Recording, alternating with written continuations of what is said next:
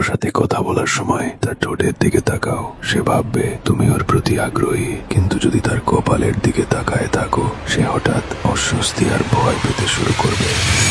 এখন শোনো, কিছু মানসিক কৌশল আছে যেগুলো ঠিকভাবে ব্যবহার করলে তুমি পরিস্থিতি নিজের মতো করে নিতে পারবে। সেটা তোমাকে সিগমা বানিয়ে তুলবে।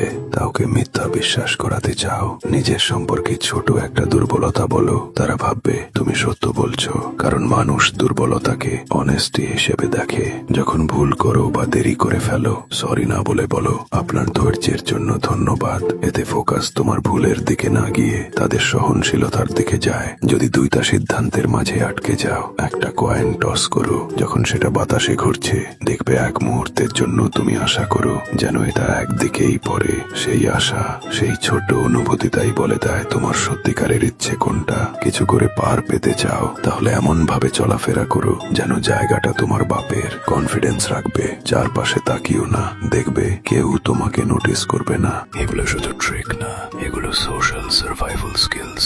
এখনই ফলো করো ব্রেন রট সাইকোলজিকে।